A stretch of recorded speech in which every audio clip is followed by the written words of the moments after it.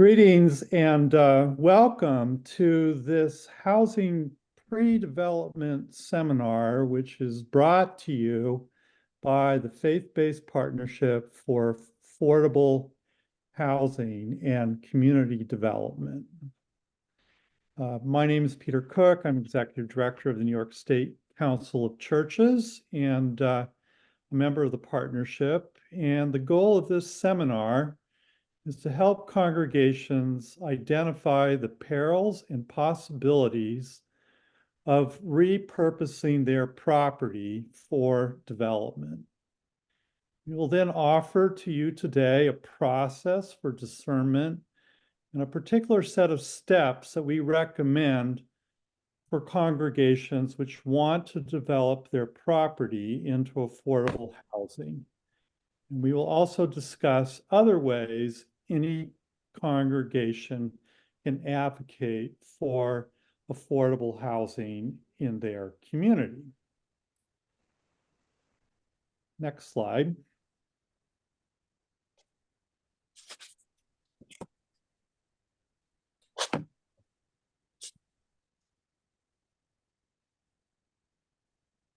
So the Partnership for Faith-Based Affordable Housing Community Development advises faith-based institutions in New York City and its wider metro vicinity on mission-driven real estate development opportunities. We seek to build relationships, educate, and engage faith-based organizations on public policy issues, including zoning, comprehensive plans, budget, and financing, in connection with affordable housing and homelessness. And this partnership's funded by Trinity Church Wall Street. A couple of our organizations in the partnership go beyond the wider metro vicinity to consult with congregations.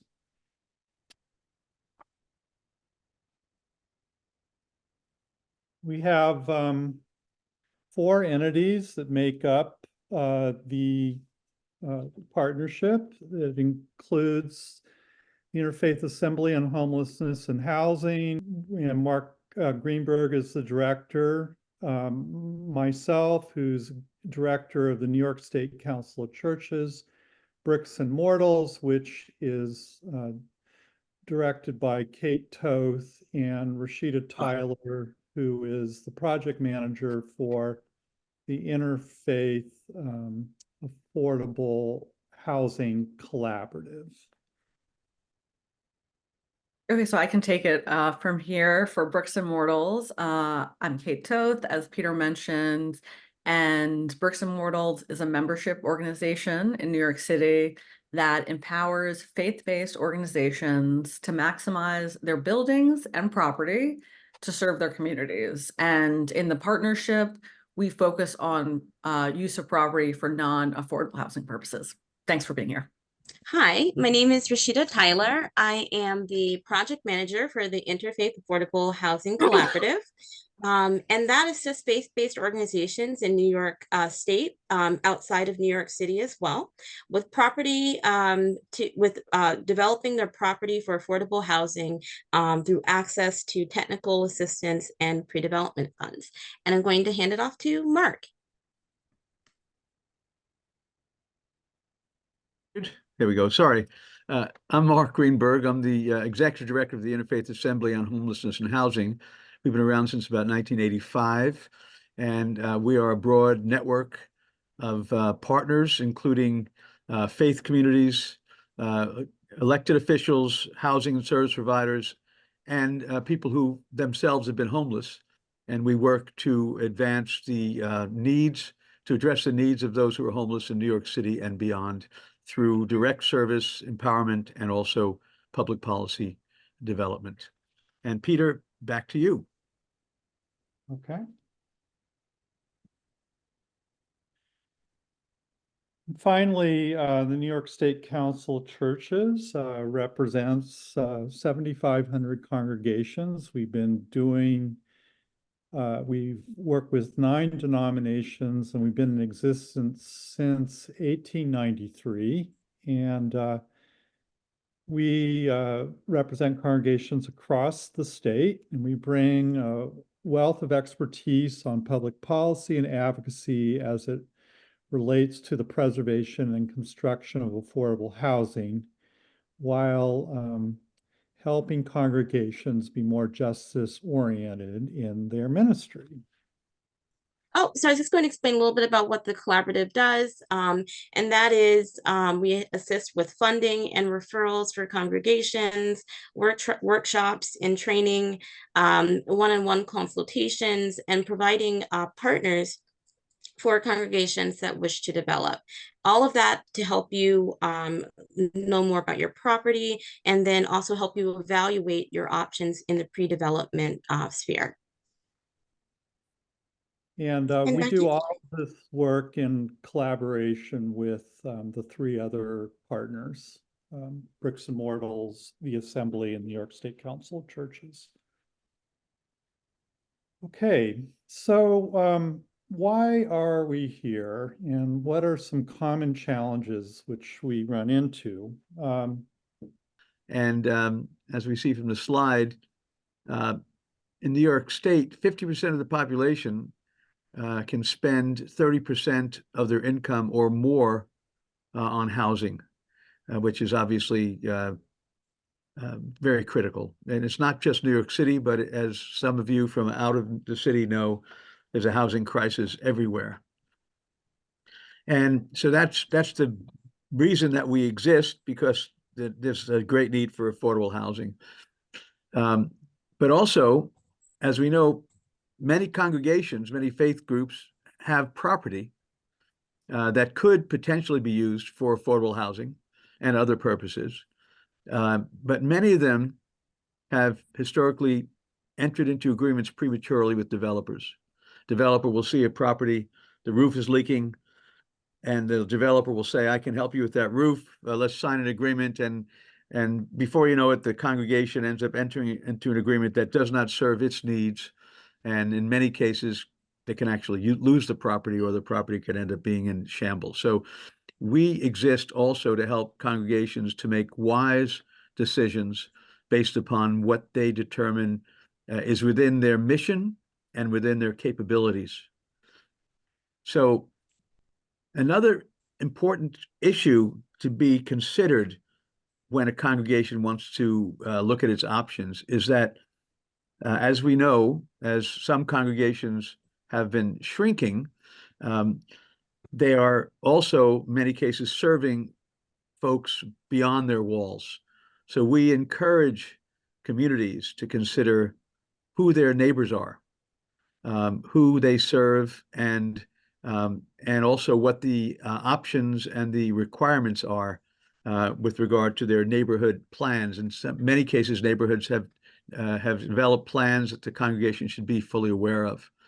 But also, as we said, as we say, congregations should really expand their sense of who they are there to serve, not just those who worship on Sunday, but those who they pass on Monday and who they serve in many cases throughout the week. Now, it's also important that congregations, when they make decisions, the decisions are broadly supported by every member, or by most of the members of the leadership, that the congregation must approve any decision made. The pastor must obviously be in consultation and represent the needs of the congregation, and not make deals on their own without consultation, and also in consultation with adjudicatories, so that everyone is on the same page. And the fact is that this process can take a long time and a lot of consideration, and normally developers don't have that patience, which is why the collaborative exists, to help you work through your process and your timetable and make a decision that is appropriate for you. And now, Kate, I think I stepped on some of your lines, but why don't you complete the thought? Sorry. Yeah, no, absolutely. So building off all of that, as a congregation enters into negotiations with a developer, they should have a full understanding in consultation with an attorney of what you own and what financial benefits you can expect to get. And next is congregations considering their mission, their goals, and non-affordable housing uses on their property, in addition to looking at options for building affordable housing as well. So you understand the full range of possibilities on the table. And finally, for me, we recommend for our process and a team of 2 or 3 people from the congregation, plus the pastor or religious leader, to lead this process. And these should be folks who are committed to hanging in there from the beginning of the project all the way to the end of completion. The next thing that we want to say is that you really should pay very close attention to the guidelines of the Attorney General.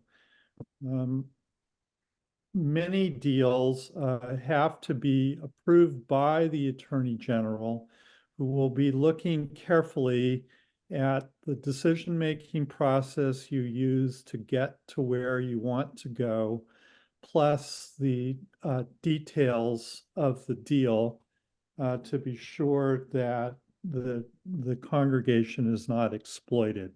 It's good to be aware of those guidelines from the Attorney General at the beginning of the process and not wait until after you've signed a development deal.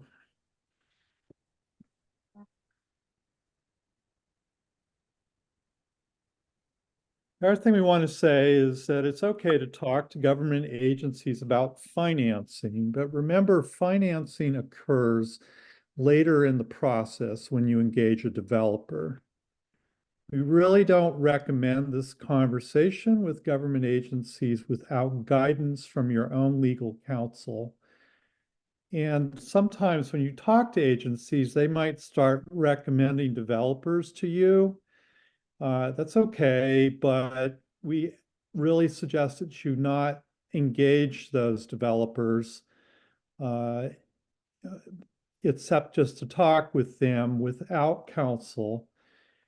And that we really recommend that you do not sign anything with a developer until you're advised to do so by an attorney that represents you and only you.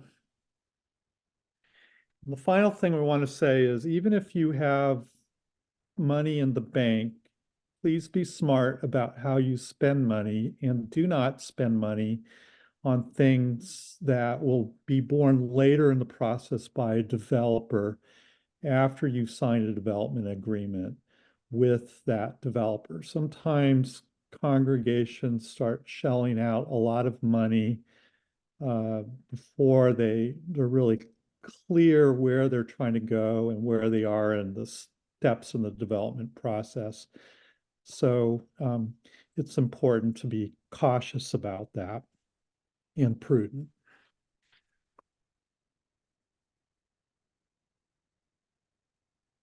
So as we think about these challenges, those who specialize in pre-development work, by which we mean the things you do before you engage a developer, we want to help you take positive steps forward and to avoid common traps among the ones that we just described.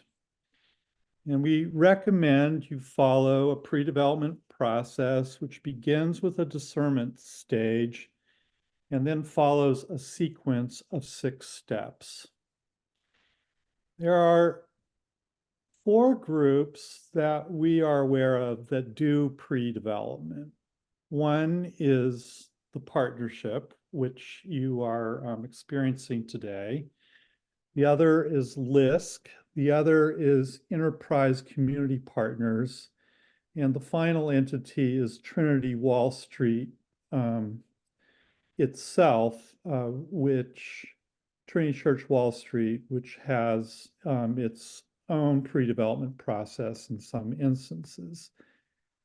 They all provide similar pre-development processes and assistance and help, and you can connect with any one of them to help you, but they have slightly different restrictions and guidelines. So as you think about engaging a pre-development group, we're going to share with you the partnerships pre-development process as a guide for you. So no matter who you choose to interact with, you'll have some framework to have that conversation with them. So what follows is the faith-based partnership and affordable housing community development pre-development process, which includes a discernment process and then 6 phases. So Kate's going to talk a little bit about the discernment phase. Yeah, so at this point, if you're interested in moving forward with us, we can, if needed, set up a discernment phase. So this is how can your congregation get organized to figure out its mission and use of its property. With this discernment process for faith organizations interested in developing their property and who also might need help discerning their mission and direction before doing a more specific evaluation of all the possibilities on your property, that's what this process will encompass. And to initiate this process with the partnership, you can just reach out to our project manager, Rashida Tyler, who is on the call here today too, and her number will be at the end and contact information. And you'll do an intake with her, and she can help you determine whether you're ready to move forward to the next phase of the process, or whether you need to discern with your congregation or adjudicatory your mission and the direction you might want to move forward with. So this first conversation will help you get a general idea of whether to pursue building affordable housing on your site or whether to opt for non-affordable housing uses and basically where to enter into this process according to your needs. So if you're doing the discernment process with us, which might not be necessary, we'll then assign 2 staff members from the partnership to work with 3 or more leaders in the congregation, going back to one of the points mentioned above, who are tied to the decision-making authority at your congregation. And together we'll develop a simple scope of work that outlines the parameters for the consulting services for discernment. And if it makes sense or it's required, a representative from the adjudicatory can also be included in this stage. And the scope will help that we develop together also emphasizes, as Peter mentioned, that any consultants working with you are representing you and only you. And the people with the final decision-making authority will be responsible for approving the scope of services. The scope will include an outline of who will be providing the services and whether they'll be pro bono or involve a fee. And in the event that there's a cost associated with any of these services, we may be able to offer a small grant to cover that, or we can work with you to explore whether the adjudicatory or your congregation can provide matching funds or pay for it yourself. But that's part of that will be part of that process.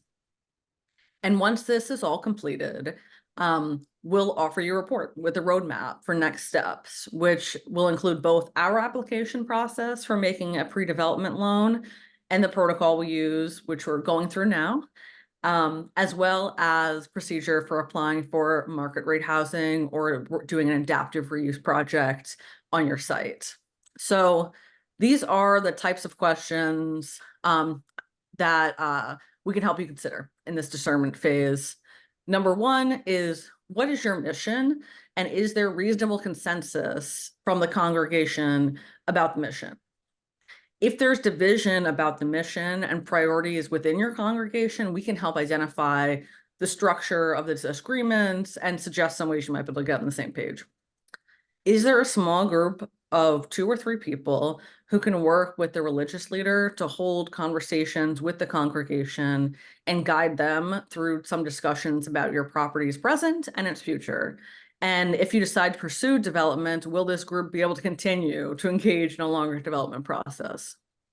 Next, what is the status of your finances, the value of your property, and do you need help with any accounting or stewardship in those areas?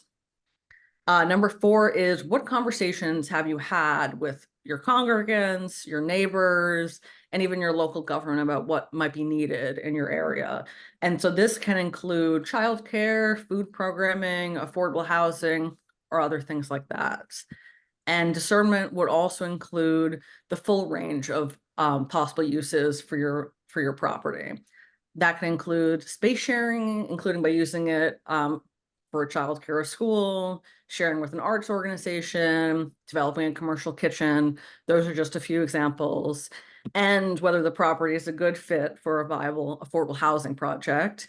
Developing mixed rate housing that includes both affordable and mixed and market rate housing, or selling or renovating a portion or all of the property. So I'll hand it back to you, Peter, to talk about paths for financing.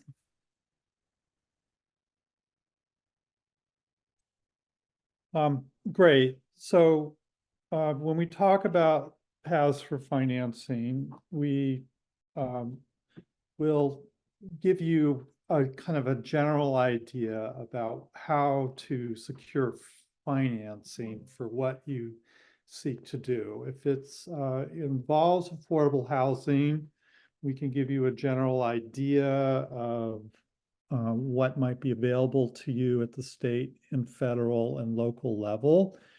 But we can also pair you with potential partners that do non-affordable housing and explore with you the partnerships that might happen, like a child care center, for instance, or a school. We can look at questions around rental revenue, and in some cases, you might discern that you need to do a capital campaign or several of those things together. So we will help you take a look at your financing options. And the final thing that I would just say is that any congregation, we can talk to you about the possibility of doing community solar on your property, which would save you 10% on your electric bill, plus share that benefit with your congregants to also sign up for community solar and to also have the church realize a fixed amount of money, $50 to $100 for each subscription that they sell or promote. And we can also help congregations evaluate hardware on their property for solar. But the next phase is really phase 1. And so basically, you would do an intake with me, and I will go through 8 questions that the collaborative asks. And the reason we ask these questions is to really help to judge if you're ready to enter the development process and the pre-development process. So the collaborative discerns with the congregation its readiness to make an application for the pre-development assistance to build affordable housing or to pursue non-affordable housing options with your property. And so we have developed these 8 core questions really to help us to gather whether your congregation would be a suitable candidate to build affordable housing or to pursue other options. To answer these questions, we have a minimum of 3 conversations with your congregation. So after you call me and do an intake, we will discuss as a team our next steps. The second conversation we will hold is with 2 members of our team and the religious leader and church leadership. So your church board, your pastor, we really want to make sure everybody is on the same page. And then the third conversation that we will hold is a consultation with a legal professional, an attorney, and an architect to further size up the answers to the 8 questions and really look at the parcel of land that you would like to develop. And in this phase, there are, as I mentioned, the 8 questions, which will help you enter a conversation with our staff, attorney, a pro bono architect, or architect. And so these questions are really, what is your congregation's mission, and how does that mission comport with the realistic options for the property? So if you have a parcel of land that's small, you're not going to be probably targeting a large scale project. You're going to want to work within the parameters of your project. And in some cases, it may not be feasible to build the project that your congregation wants to. But the point of this is really to provide a realistic framework for you to work in with the property that you have, and to consider all of your options. And has the congregation signed any agreement with a developer which explicitly commits it to work with that developer? That is very important, because as you will see going throughout the presentation, many congregations have obligated themselves to a developer and not known it, or may have started out trying to do a project, but it's very important not to sign anything before you have legal representation. That's something that's going to be driven home a lot more throughout the presentation. And then really based on the architectural and legal review during this phase, we're going to look and see if your property has the capacity to build affordable housing at the floor area ratio, all types of things, to zoning, to see if it's actually feasible to build affordable housing on your property. And then are there other non-affordable housing options that would be better suited for the congregation? So as Kate mentioned earlier, those may include things like a community center or other types of non-housing needs for your community. And so if affordable housing is desired, and it has a realistic chance of being financed, basically, we're going to take a look at that and let you know the financing options that are available. If the project pencils out, that would be something that we definitely inform your team of. And if it doesn't pencil out, we would also let you know. And so we pull in the experts to really help analyze, provide a sound financial analysis of your congregation's property. And so other types of questions that we ask during this intake are, have the options and what you're doing been shared with your governing board and pastor and your governing body if you have a judiciary if needed. So there are many churches who want to develop but discover that they may have to consult with a diocese or other governing body before they're able to develop on their own. But that's very important to know upfront.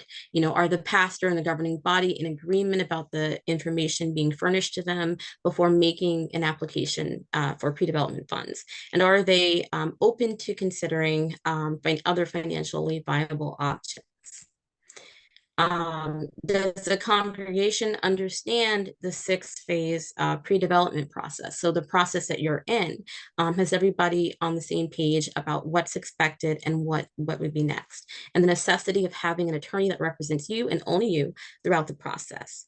And so you will review the protocol upfront about the selection of an attorney. And also, is there leadership at the congregation and or judiciary that can sustain a long-term project, who can collaboratively and transparently work with work with us and the congregation's decision-making bodies? So this might be an issue in churches that change leadership frequently. You want to make sure that there's continuity inside the congregation as the project continues. And the reason why, this next question, we asked if a church can sustain, or faith organization can sustain itself for the next 5 years, because developing affordable property can take up to 5 years.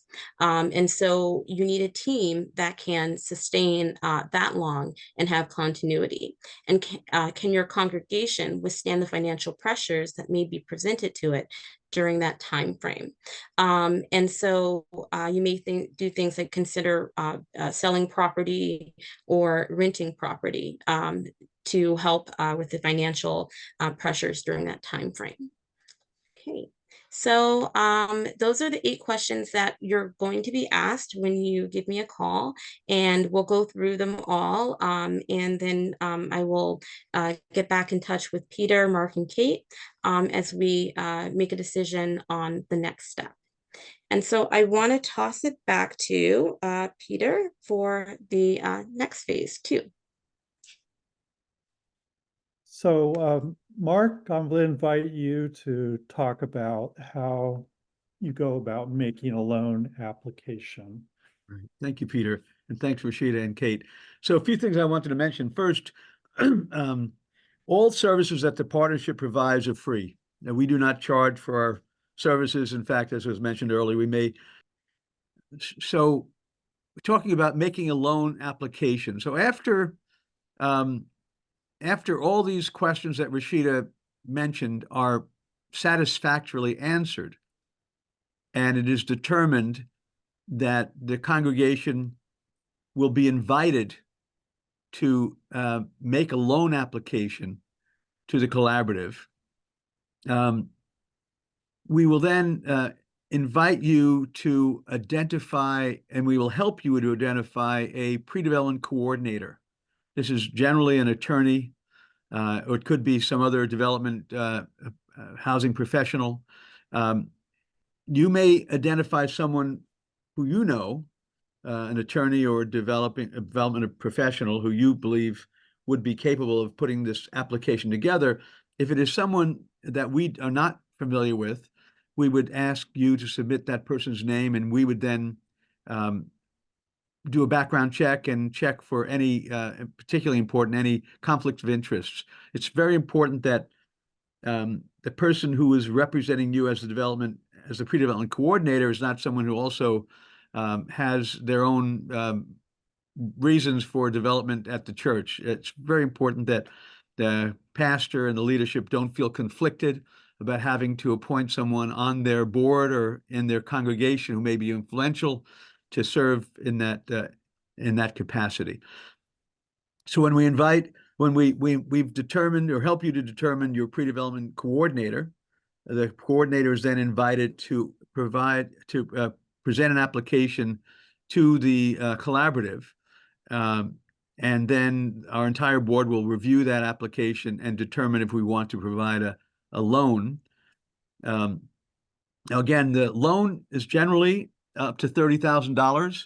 We may ask the congregation, if you have the capacity, to make a good faith contribution up to 10%, up to $3,000 towards those $30,000 in expenses that the pre-development application will include. And they could, depending upon the process, the status of your development process, it may be the very early expenses, which would be determine the value of your property, to be assured of the zoning possibilities. Again, your assets, is the property owned or are there debts? And then also looking at what can be done based upon your footprint and the zoning on that site, what the possibilities would be for development, including what populations you might want to serve, how many units could be developed on that property. All those questions would be answered as part of the pre-development application. The purpose of the application is for the congregation to be in a position of looking for a developer to work with you on that project. And there are two types of endpoints that a pre-development process would get us to. One is an RFP, which is a request for proposals. And in that case, the congregation would have a pretty clear idea of what you'd like to see built. And the other, it's a request for qualifications, RFQ.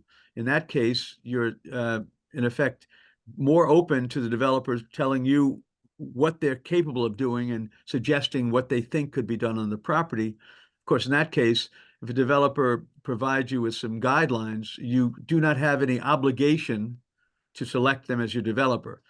I think it's important to know that our purpose is to make sure that the congregation, that any decision the congregation makes is in your best interest, is in the best interest of the people you're trying to serve and in the best interest of your congregation. As we know, deciding to do development on your property may be the most important decision the congregation can ever make.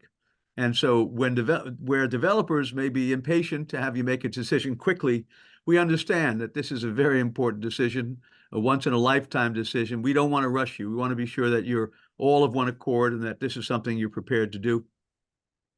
What we're really asking for in this application is for that attorney to specify all the professionals working on the application, what services are going to perform, how much those services are going to cost, and the milestones they will hit to hit those targets. And what we're going to do is we're not going to leave the attorney who writes this application for you in the lurch. We're going to give you a template with very specific guidance on how to prepare that application based on successful applications in the past. So as I said, the application identifies the team of professionals for qualifications and specific tasks are going to perform. The application generally includes a budget for you to do an appraisal on the property. The congregation will need to represent on the application that the professionals that represent them in no way represent a developer or have signed any agreements with any developer. And the application must be approved by your governing body and the congregation itself, if that is required. And also it requires a signature of an authorized representative from adjudicatory, if that is applicable. Okay, so let's go to the next slide.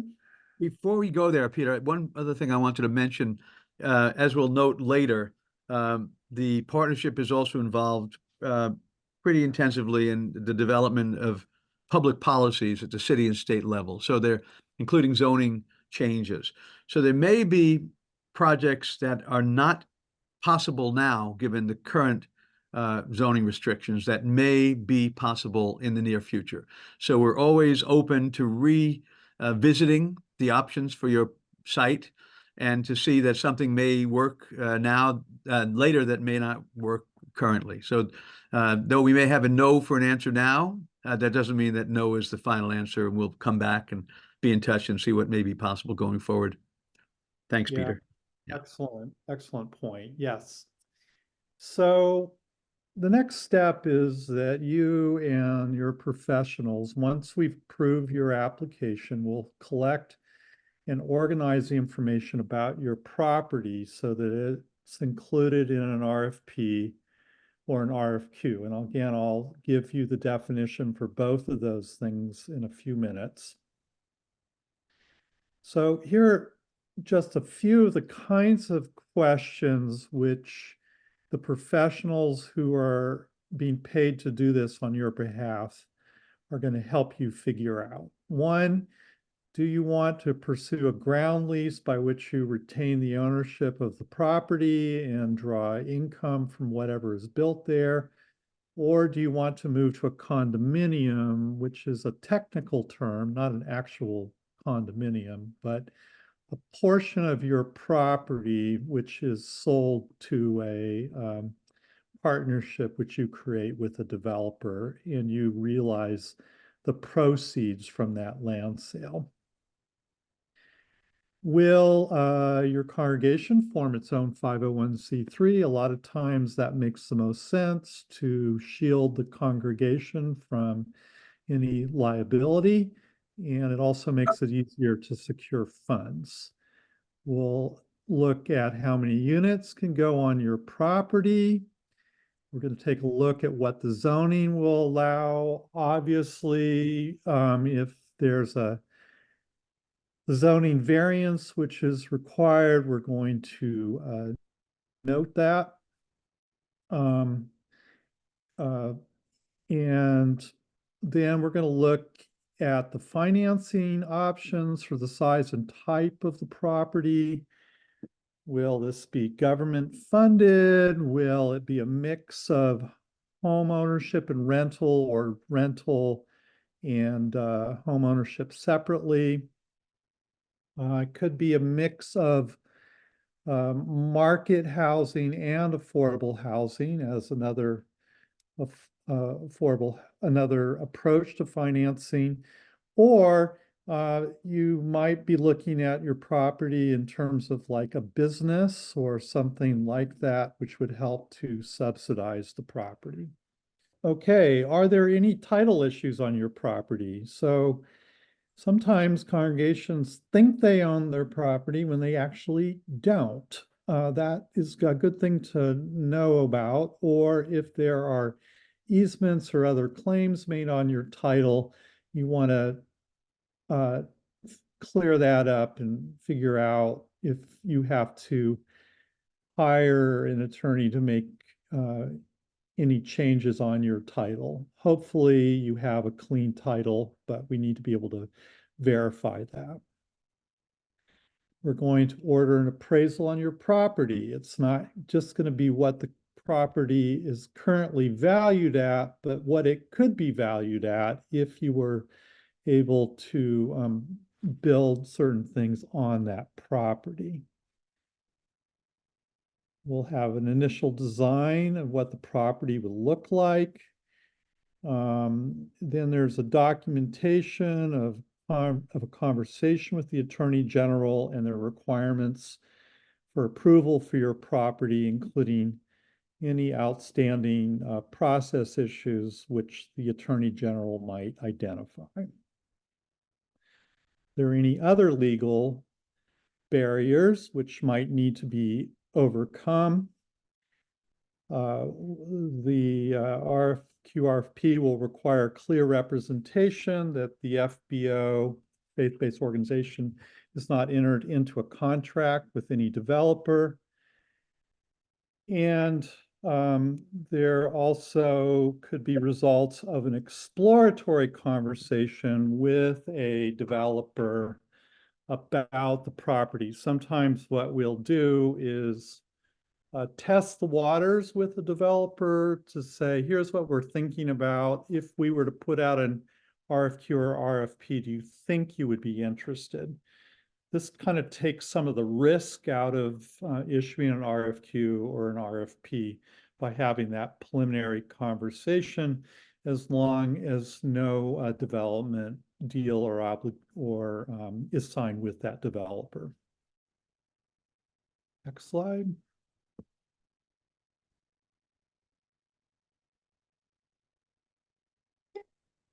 Okay.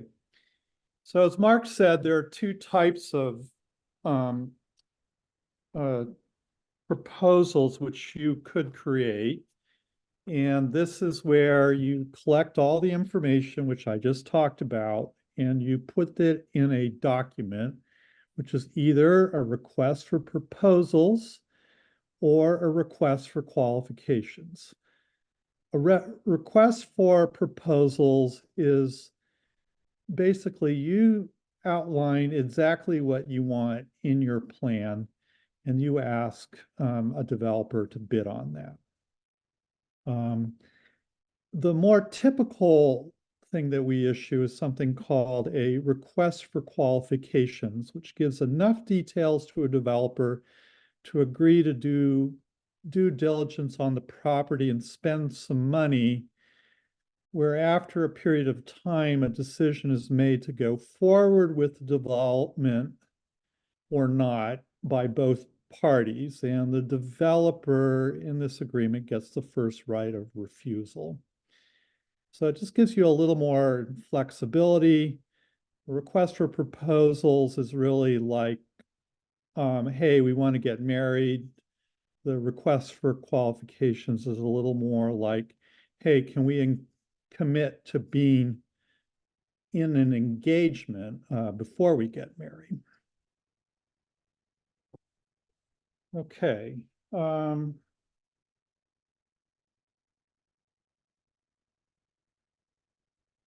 So the next phase is what we call negotiating a development agreement. So now you've assembled an RFQ or an RFP. Now you're going to have to either hire your existing attorney or another attorney that will represent you and only you to negotiate a deal. That is not included in the 30,000, which we put forward. That is a separate financial transaction. Under no circumstances can your attorney again work for the developer so they can represent your interests. There should be no prior agreements with the developer, which may compromise your negotiating position. So as I said, the compensation for the attorney is in addition to the 30,000, and it's made by separate agreement. And attorneys handle that in a variety of ways. Some may charge an amount up front and ask for payment if a final payment if a development agreement is executed, or they can defer payment and not be paid back until a later time, like groundbreaking. But the attorney will make sure that they are paid for their services in the development agreement.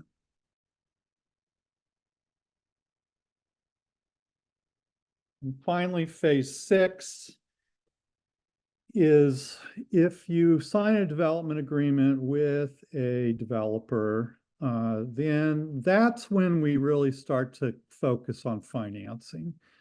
You're going to seek approvals in partnership with your developer from municipal governing bodies, if that is required, zoning boards, this kind of thing. The developer will be applying for financing. You really don't want to be dealing with a developer who doesn't have success securing financing at the state or federal level.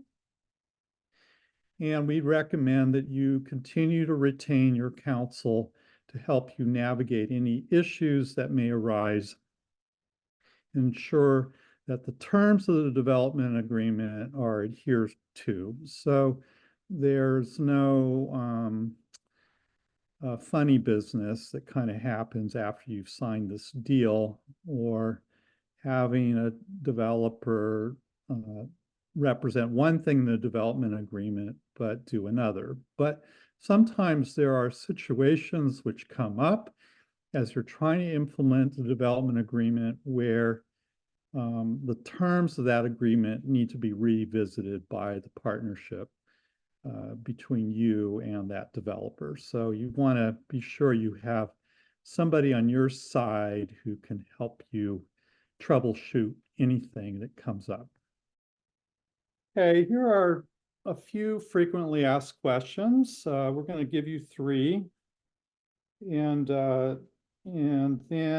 we're going to open it up for questions from you. So just for the first question that we get asked a lot, and we've alluded to a little bit during this presentation also, is how long this whole process will take. So once you have decided that you're moving forward with doing an affordable housing development, it can take up to 5 years or around that time, sometimes a little less, sometimes a little more. Often I say the earlier you start doing your discernment internally, the better, because that can sometimes take time to see all your options and get everyone in the congregation on board. And as we mentioned, not following some of these best practices can sometimes delay or lengthen this timeline or even make it difficult to move forward with. One particular to mention is a zoning change, and that this might be really helpful to your project to allow you to create more units or do another type of change you're looking at, but it can also be costly and will add to the timeline. And your team, including your attorney, can help you look at all the pros and cons of a zoning and any other options that you want to consider.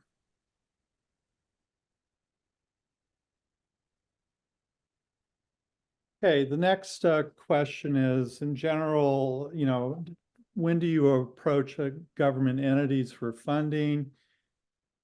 So, we have run into congregations who've called up HPD or HCR and kind of get tangled up in this whole conversation about funding.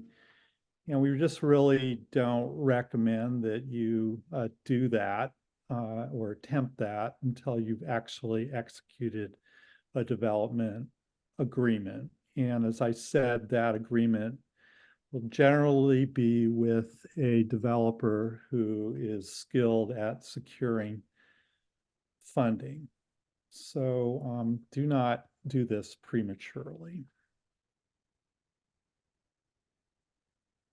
Mark? Am I next? Okay. So one important question to ask is what is in it for the congregation in terms of financial rewards. And the fact is that a skilled attorney will help you look at many, many options.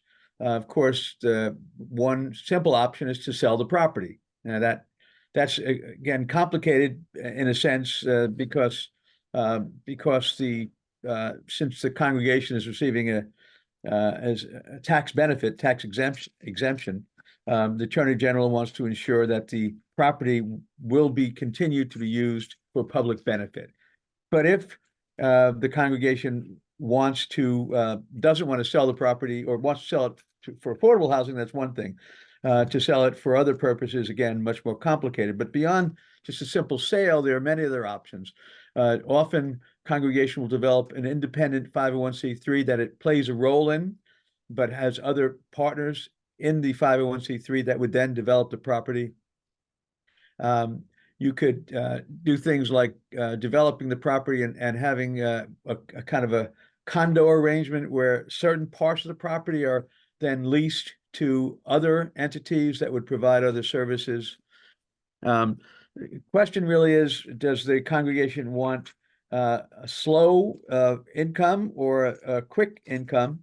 And you would make those determinations with your attorney to see what the congregation wants out of the property going forward. Again, there are options like a ground lease where you can lease you own the property, but you lease the land, lease the buildings over the land to another entity. So there are many, many options to explore.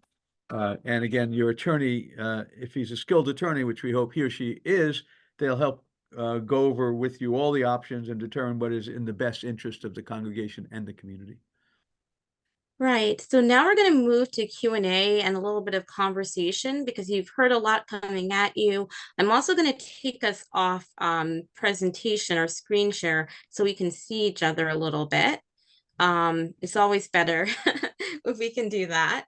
And so if you have any questions about what you've just heard, or if you have, you're experienced in pre-development and you have, something to share, this is the time that we're really going to talk to one another. And then before we head out, we're going to go back into the presentation to talk a little bit about our policy work. But I would love to get to know if anyone has any questions. You can raise your hand with the raise your hand feature, or you can try raising your hand and I will scan and see if I see you.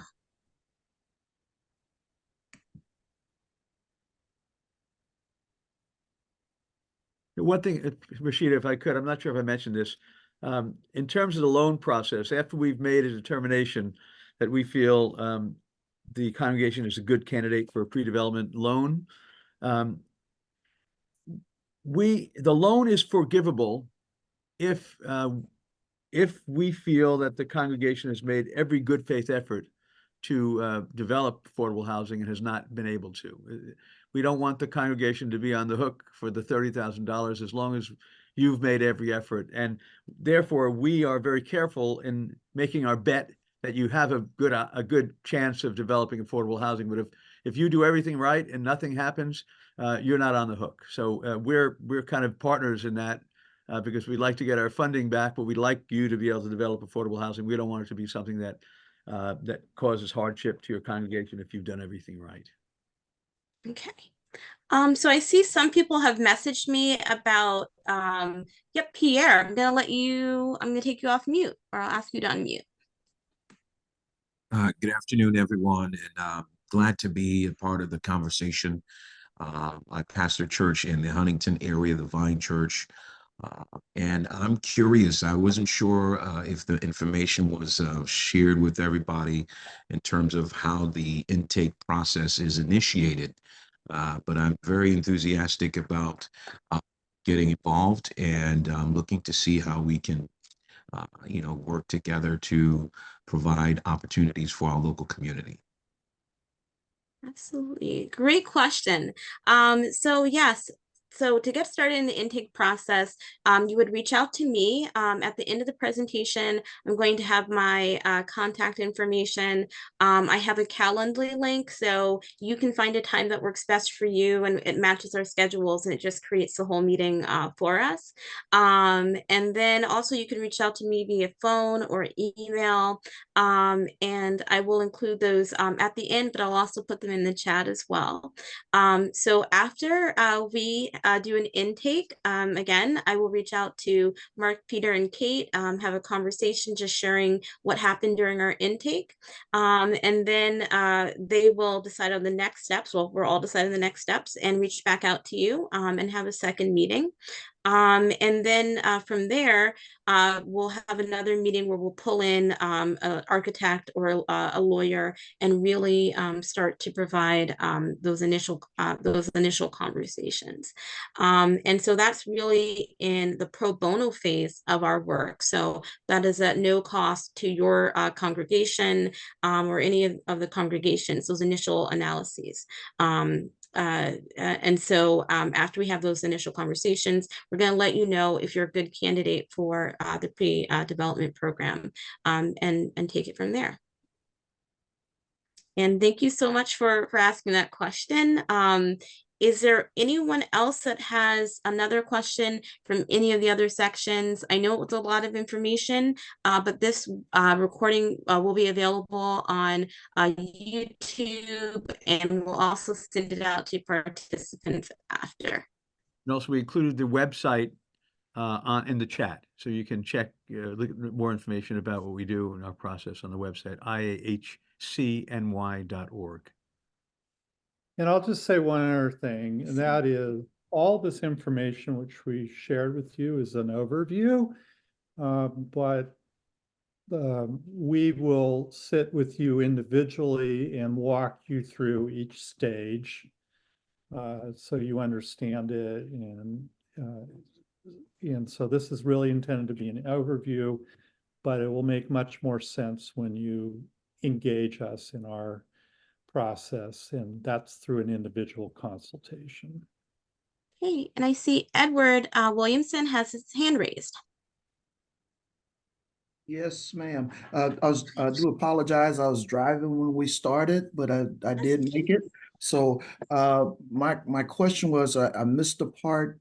Where does the 30,000 enter in the picture? Is that after the pre-discernment phase, or what phase? And is that an estimated cost when you get to that point? Yeah, let me answer that, since I covered that in our workshop. So yes, after discernment, after we help you and the congregation determine what you would like to do, what your options are, what your mission is, what your capacity is, and we answer those 8 questions that we went over.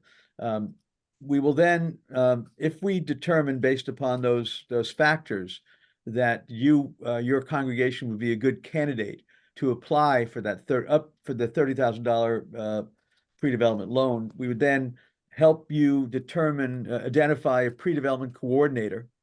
And we have a template for the coordinator to work with to put together an application for the pre-development loan. So it's after we've together determined that you've got something that you want to do that we think is possible, that we would like to support, and then we invite you to apply, and then the pre-development coordinator working for the congregation would apply on your behalf. Okay, thank you. Okay, are there any other? I thought I saw a hand raised.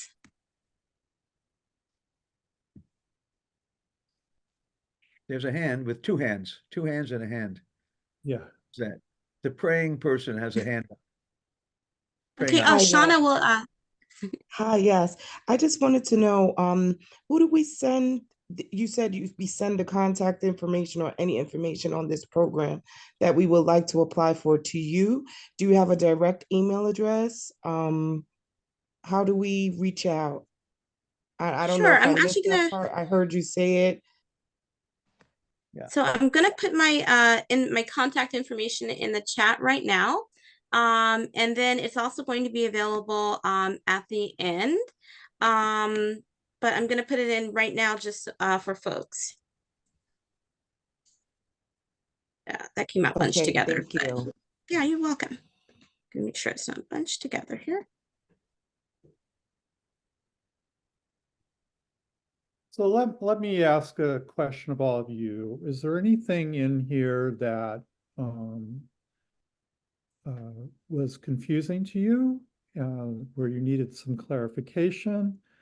Are any of the perils and stresses that we've identified here resonate with you in your experience or not?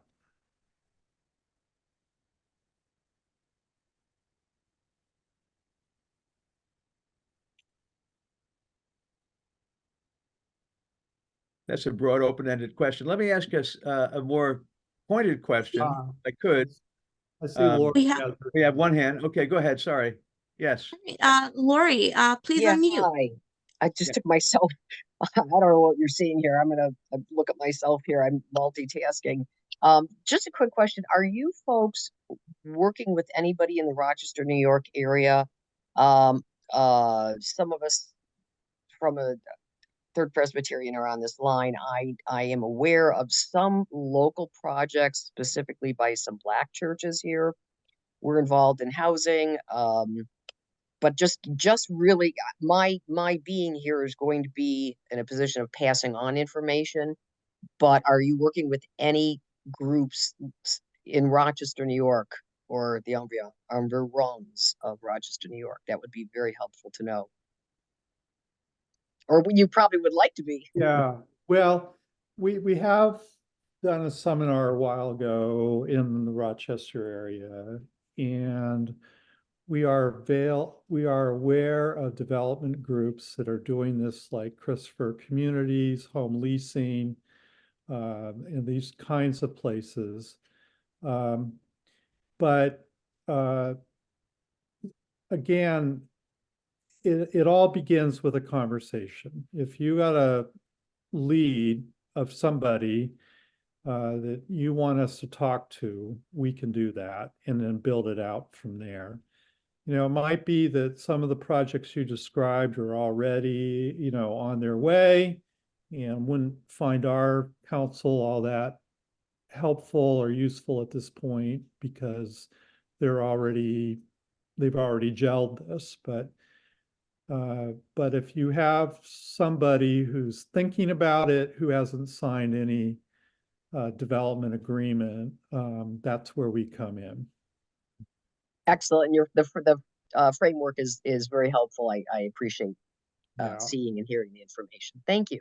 Thank you. I wanted to mention something else, which some of you who may have been in touch with in the past, this is new information. as Peter mentioned, we've been getting our funding from Trinity Wall Street. And up to now, the funding from Trinity Wall Street specifically was only available for projects within the 5 boroughs. We have been receiving, been able to be a conduit of funds from the Attorney General's office to cover projects outside of the 5 boroughs. But we have now been advised by Trinity that they are open to helping us support projects outside of New York City. So we've now, our capacity to assist in development is now expanded significantly. So I encourage anyone here who thinks that their property might be a good candidate to please be in touch with Rashida, because now we have things we could not do before in the same way, and we're very excited to take advantage of that capacity. And maybe just full disclosure here that while the funds are loosened from Trinity, if we're in Rochester or Buffalo, what we would need to do is look to explore with you other ways for you to find that $30,000. And that can be done through grant money. There might be money that comes through your adjudicatory, or when we work with professionals, if it's well scoped out, they may be willing to defer their fee to help you. But that would be a negotiation. Obviously, we would love to have the funds like this available in every part of the state in the same way that we have in New York City in the metro area. Mm-hmm. So, but we'll work with you and we'll be straight with you about, you know, exactly what you would need to do if you're in that situation. Hey, I see Jean Burton and Charles both have their hands raised. I guess I didn't see who raised their hand first, but Jean, you're above Charles on the list, and then so Charles will be right after Jean. Jean, you can unmute. There you go. I did. I've been in conversation with Peter and started this process, and I still learn some things. I guess one of my concerns was that it was either affordable housing or nothing. And I'm hearing there are different options of mixed housing, other uses, and that to me is very exciting. So I look forward to pursuing that further. Awesome. Thank you, Jean. And yeah, Charles.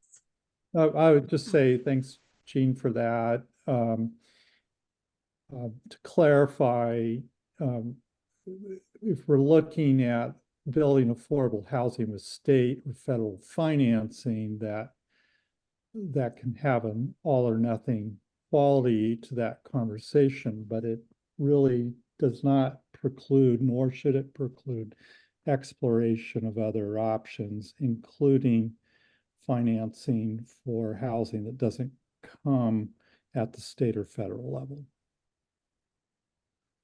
Awesome. And Charles.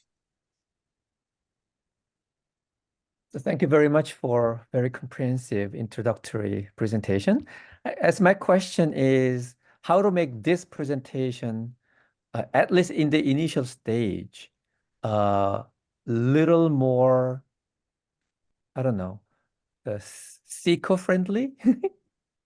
What I'm saying is that it begins with, if you want to consider housing on your property, these are the things to do. But for a lot of churches, they don't enter into this possibility. So what might be helpful for me to even sell this program to other churches would be something like, are you in this kind of situation and this kind of categories that you could probably consider doing this?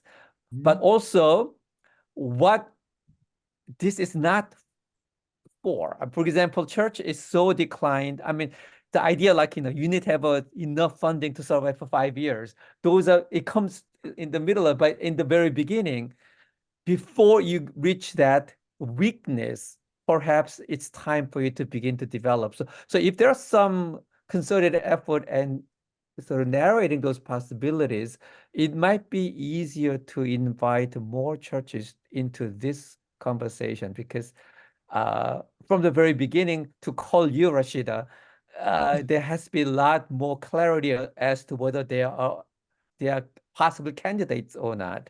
And that workshop is what's going to bridge between this program and the church. That's, as a local church pastor, that's how I feel. Another question is that, is it only with the housing, with the nonprofit, I mean, the low income, the affordable or non-affordable, could a church can be developed into, I don't know, commercial space? Let's say we have a church in Chelsea, New York, which is not typically a residential area, but prime location for all other development. There's a 5-story building, one of our Methodist churches. Could that be developed into something? I mean, they're struggling, they're not dying yet, but they began conversation internally. What can we do before we get to be too small, right? Right. What's available for churches like that? So I think what you Go were ahead. saying sounds a lot like for the first part of your question, sounds a lot like our discernment process, Yes. which Mark was speaking a little bit about. So I want to direct that question to Mark, that first part. So a church or a faith-based organization that says, hey, this is an idea, but might need a little more information before making the decision to go through the intake process. But also what I heard Charles say was, how about churches that may not be aware of the fact that this is a possibility? What's the profile of those churches that might want to look at this before it may be too late? And I think that's a very good question. And I think, I'm looking at Bill here, who's worked with many congregations before he, quote unquote, retired. But I think the stories of congregations that have made this decision would be helpful. And I know, Peter, we've worked with with two churches up, I think it was in Rochester, I'm not sure, two churches that merged, who were both struggling, decided to merge, and now a very exciting housing development project is happening on the property that merged with the other. So I think that your point is very well taken. What congregations might have this option that aren't aware of this option? I think part of it is really, how do we dream? What kind of vision do we have? What do we think? I mean, the church may be poor, but they have property that's worth a lot of money. And remember, a developer needs property. Without property, nothing happens. So the church often doesn't understand the value that it brings to the table. And maybe we need to help churches and congregations realize that they do have a lot to offer, though they may be struggling financially. I think that's a very important question. In terms of what Rashida is saying, a congregation that expresses interest, we can certainly help you map out what the possibilities are. But I think your point of how about churches aren't even aware that they have the capacity, how do we get at that? And I'd love to explore that with our partners here. How do we get to those places that never even thought that they could do this, but they can?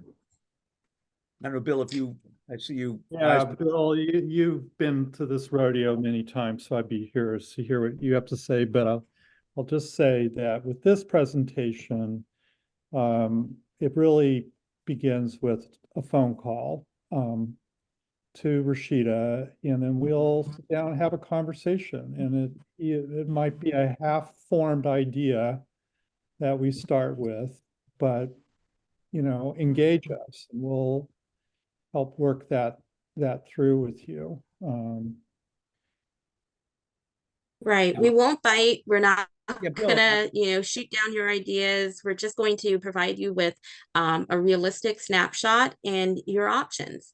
If your property is too small for development, we're gonna let you know, or for a certain type of development, we're gonna let you know. If there are other uses for your property, we're going to let you know. And if your congregation is not at the point where you're even ready to make that decision, that's where the consultation comes in, and we can work with your congregation to help you start to make those decisions and decide, do you want to develop? What do you want to develop?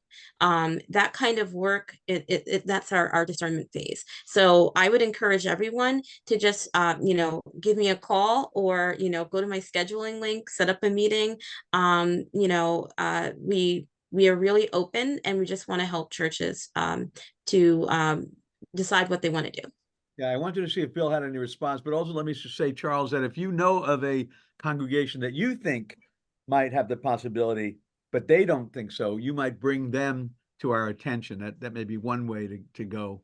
But Bill, any thoughts on churches that, or Well, congregations that may be I able happen to do be it, don't know it? familiar with the property that Charles is speaking of. And I think, it takes a long time, folks. I mean, that's the most important thing you need to take from this meeting. As I say, out of the biblical tradition, you need to have the patience of Job if you're going to do any kind of development project. And whether it be, a market rate, or whether it be an affordable rate, it just takes a long time. Charles, just the answer to your one question is, if you begin to have commercial for-profit enterprises in the church, you're going to have to pay probably taxes related to that. New York City especially, they would judge what percentage of the building is. You could open yourself up to a UBIT, which is unrelated business income taxes. So sticking to a not-for-profit organization to work with in utilizing your facility, I think is the best thing. But I'm happy to talk. I think I'm in the bullpen. Is there still a bullpen? Yeah. You're in the bullpen. I'm in the bullpen, so I guess I'm one of the free consultants you could wind up with as part of your discernment process. So, as Mark said, I'm semi-retired. I'm now doing church real estate. And before we head back into the presentation, I know, Peter, you were saying something before earlier. No, I just, what we find is sometimes if somebody in the church gets a notion that they might want to do something, their first phone call is to a developer who might even be waving some money in front of them. And if that happens, your second phone call should be to us, and we will help walk you through it. So we have a lot of experience with pastoral ministry, and we've been around the block many times with congregations and all their struggles around mission and property and so on. So just call us up and talk to us, and we'll walk you through. Great. And I just want to quickly say that this is probably the only, or one of the only pre-development programs out there that I know that actually reverses how things operate. So we're asking churches really to structure and form what they want to see, your vision that's mission aligned with what you're doing. And then you're going out to developers and you're recruiting them in. So you're flipping the process on its head. Rather than developers coming to you and telling you what they see, you're going out to developers and you're saying, this is our vision. So we really appreciate and love working with you. So give me a call, an email, or you can reach me on my scheduling link and find a time that works for your calendar. We're going to go briefly back into the presentation to cover some of the other things we do, which is, policy promotion to help congregations and also to help the community in the near term, and also things that will help alleviate the housing crisis in general. All right, Kate, go for it. So I can just discuss briefly the City of Yes, that the New York government and the mayor are trying to put forward, that's specifically focused on New York City. The organizations represented here are part of the mayor's working group for faith-based affordable housing and community development. which we have been working with the mayor's office, with Department of City Planning, Housing Preservation Development, and several other agencies in New York for about 2 years now. We developed a series of recommendations to help make affordable housing development on faith properties easier to accomplish. And a lot of those recommendations are really folded into the City of Yes, so it should be quite responsive, and it is to the needs of faith-based organizations in New York City in terms of developing their property. So we, I'm really happy to see that, and I think the whole group is. Right now, there's a push for City of Yes, which was just released recently. We should be having some events coming up that I'm sure you'll all get invitations to more specifically go through the benefits to faith communities and free developing housing. And then we'll also be having a summit likely in February focused on faith-based affordable housing. So yeah, I mean, you can always reach out to any of us, talk more about this, but just putting it on your radar that this initiative is happening at city level and really does encompass many of the recommendations that our working group had made in order to make this kind of development more seamless. And just to say that Kate is the co-chair for the Mayor's Task Force, which has made these recommendations to City of Yes, and her other chairs are Malcolm Punter from Harlem, I don't know, Harlem Community Ministries and Housing, and Reginald Harlem Bach. Congregations for Community Involvement. Thank you. Improvement. Oh, improvement. And Reginald Bacchus, and also Bill, I believe you're the fourth co-chair for that. Yeah. Kate did all the work, though. Yeah. Okay, Mark. Yeah, so we mentioned that there are some zoning changes in the works. One of them is the City of Yes, and the kind of tagline for the City of Yes is building a little bit more affordable housing in every neighborhood in New York City. And that's looking at changing 50-year-old, in many cases, 50-year-old zoning rules to make housing a little bit more possible in every neighborhood. And let me just say that with that and the Faith-Based Affordable Housing Act, which is a state initiative, which I'll describe in a moment, key is for faith leaders to encourage their communities to be open to the development of affordable housing in their neighborhood. That is crucial. Without the positive reinforcement of this process, we know neighborhoods can be very resistant. So it's really important that each of you, to the degree you can, learn about these initiatives, get involved in community meetings, and really talk about the value of housing for our neighbors. We know, as we said earlier, many New Yorkers are not able to, well, many New Yorkers are paying more than 1/3 of their income in rent. And as we know, many New Yorkers don't have a place to live at all. They can't afford any rent. So, they can't afford the rents of housing that's available. So it's really important that we provide some positive support for these efforts. So with regards to the Faith-Based Affordable Housing Act, it's a piece of state legislation that's been introduced. It is an effort to make it easier for faith-based properties to have zoning revised on their property in very, very limited ways. So in in municipalities or in areas of 50,000 population or less, you can build buildings up to 3 stories on an acre, I think, and basically no higher than the highest building in your neighborhood. But it means that zoning changes become much easier, so that for a congregation to build on their property doesn't become an inordinate burden. And for larger areas like over 50,000, you can then go up to 5 stories.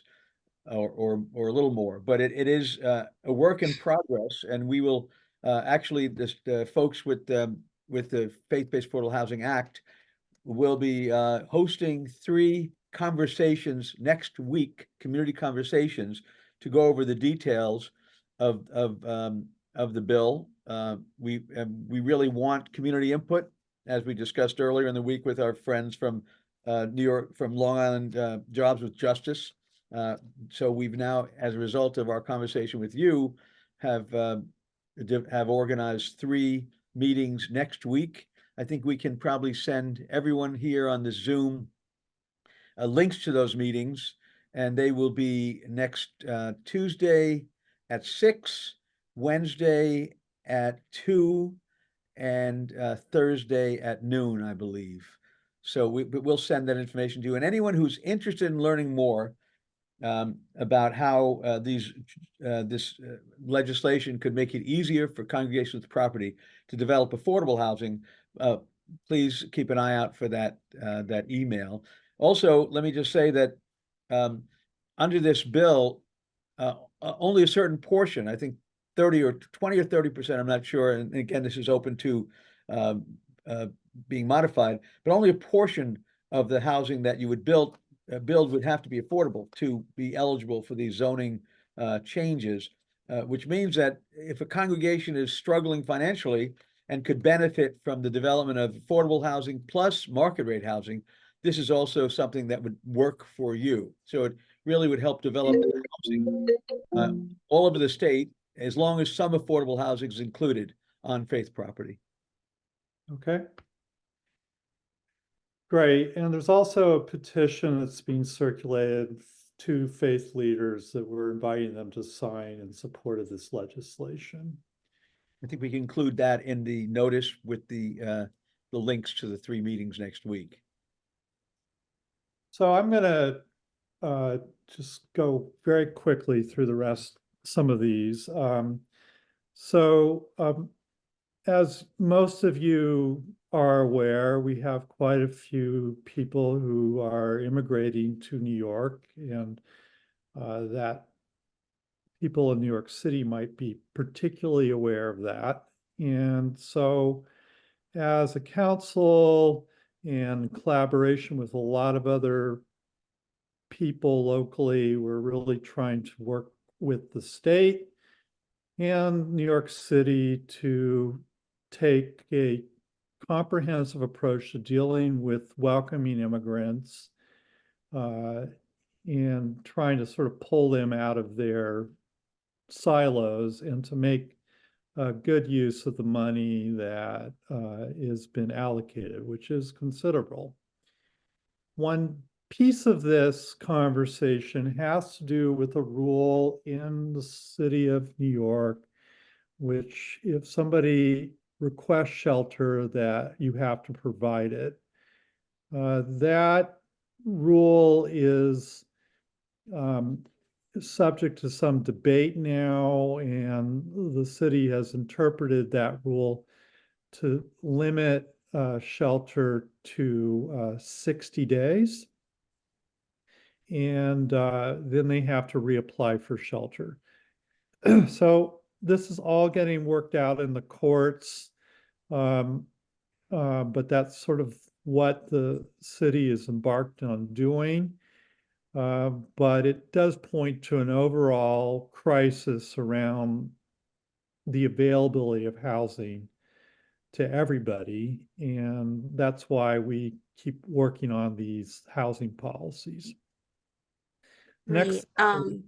Yeah, if I could add to that, it turns out that, as most of you know, that the New York City has a right to shelter, but the fact is it is based on Article 17 of the state constitution. Consent decree that was signed by the city, agreeing to acknowledge that Article 17 means that New York City has to provide shelter to anyone who asks for it, was also signed by the state attorney general, Bob Abrams at the time. Mm-hmm. And so the city and the state and legal aid and the Coalition of Homeless are now in negotiations with the lawyer. And I understand that the lawyer would be predisposed to, if the state does not assume more responsibility, would be predisposed to legal aid, pressing the state legally to do so. So it's a work in progress, but I think many of us believe that the state really needs to step up more than it has. And it's possible that the governor is considering doing that. New York City cannot handle the incredible onslaught of migrants alone, but with New York State's help, and particularly if with those that are able to get work authorizations, they're able to get employment with the many employers that need workers, we may be able to address this crisis more effectively than we have. Another thing I just wanted to mention, as Peter said, there's a 30-day rule on individuals, there's a 60-day rule on families, which means that after 60 days for families, they have to re-register. I understand from the deputy mayor, Ann Williams Isom, who is in charge of this, that they are making every effort to be sure that any family with children in public school, if they are moved, and they'd be moved because they need to accommodate the families that are just coming in, but if they are moved to a place that's not an intake site, they're moving them to another location, which would enable them to continue to go to the same school. So this is a tremendous challenge that the city is undertaking, and I trust that they're making every effort. And I so far have not heard of children who have been forced to leave their school because their site has been changed. So we can keep everyone posted, but I believe that at this point is the case. Great. Thank you so much, Okay. Mark.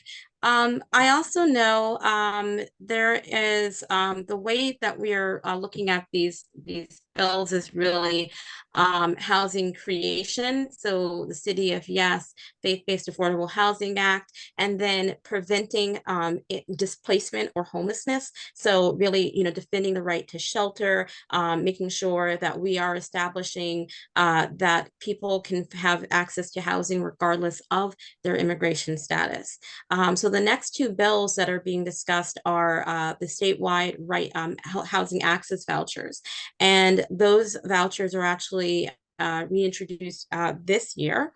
And they would provide that people who are lower income pay 30% of their income for housing, which is the HUD recommended value. And then the remainder would be covered by a statewide universal housing access voucher. And so regardless of immigration status, people would be able to qualify for that. Also in the same vein as now. Since Rashida mentioned city FEPs, let me just mention that statewide voucher is a state funded voucher, but as most of us know, the city has provided this city FEPs voucher, which as a result of some advocacy that the number of us were involved with, is now actually capable of paying for housing that is available in New York City. Of course, the challenge is some people say that landlords are hesitant to rent to people coming out of shelters because of their source of income. I've been working, in fact, I'm working very closely with housing voucher holders, and it's a very complicated, onerous process that the city is trying to clean up.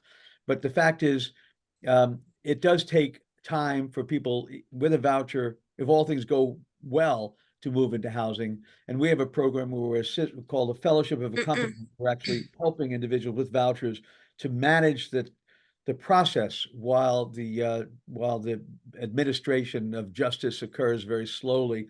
And if we just find that to attend to the struggles of the people who have vouchers, for whom the process is often very inscrutable, is a very important part of the process to help them to manage the journey, which can be very difficult in the best of times. Right. So we really want to make sure that people, in addition to having access to housing, also when they're in it, are able to remain.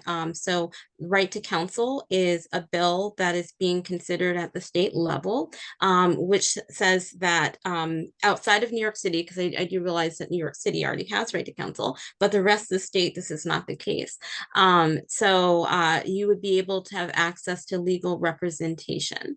So that makes a difference experience in many cases that a person who has representation is able to remain housed for a much longer period of time.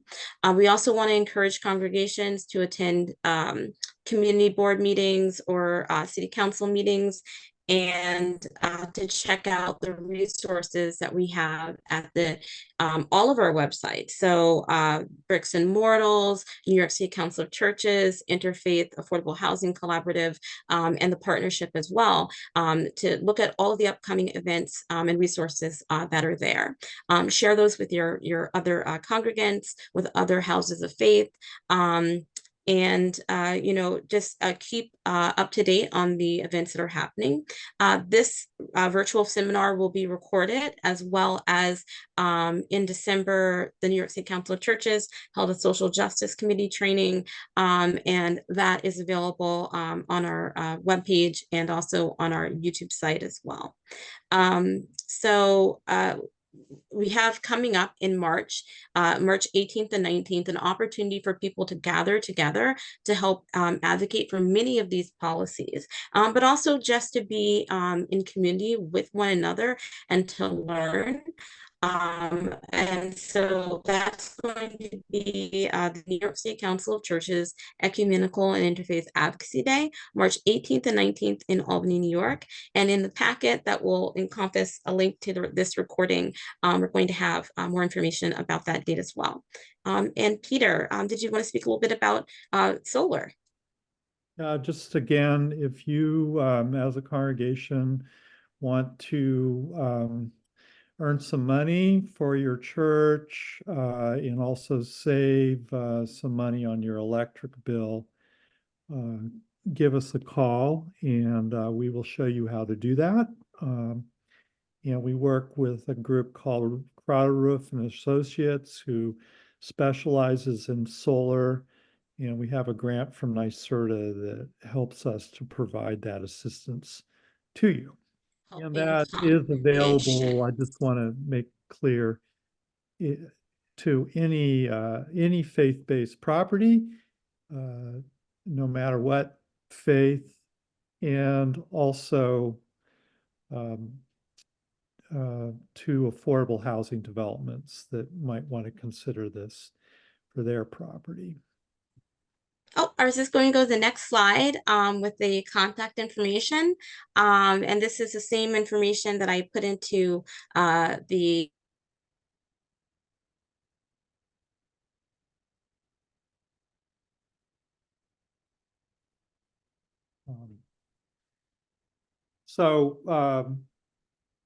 this is the contact information that you can call Rashida, and we will schedule a one-on-one meeting and we'll help get you started. And thanks everybody for your time. Great to see you all. Thanks for joining us. Okay. I think we have one more hand up. Shauna Williamson, is that hand up intentionally, or have you not? Yes, the hands is up. I Okay, just good. wanted to address some things regarding the migrant crisis. You guys have great programs that can assist church congregations. However, I think we need to take a better look at living conditions on a broader spectrum, and homelessness in other areas such as Mexico and its bordering, we could say, countries. So, and also, I'm not sure if the New York State Council of Churches has an English program, because I think there's a huge communication barrier. And we just, being a melting pot, you can't put everything in your soup. So, if we have a clear line of communication, I think that would really much assist with this migrant crisis. So there are a lot of groups in the state of New York who specialize in English as a second language. Those things are sometimes underfunded, and we are sponsoring legislation that would make language access better.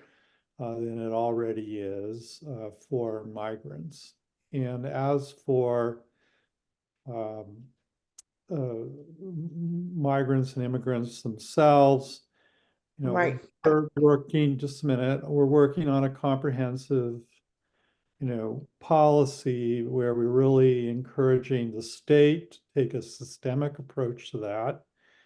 And that also includes a bill we're working on that would help provide debt relief to other countries who are having difficulty housing people or retaining them there who find themselves coming to our own country. But I will be doing a seminar on immigration. This will be a focus for our Ecumenical Advocacy Day. We'll be providing testimony to a joint hearing a little bit later this month and laying all that out. So it's a pretty complex issue, but we really want to look at this in terms of how do the programs we put in place benefit everybody and not just citizens or not just immigrants who don't have citizenship status. Okay.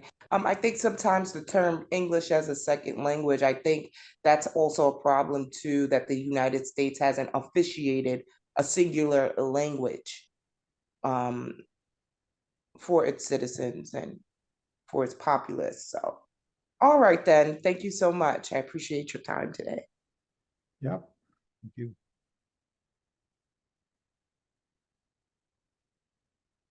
I'll say, sorry, my internet feed cut out there a second toward the end. But I just want to thank everybody for being on. Are there any last minute questions or?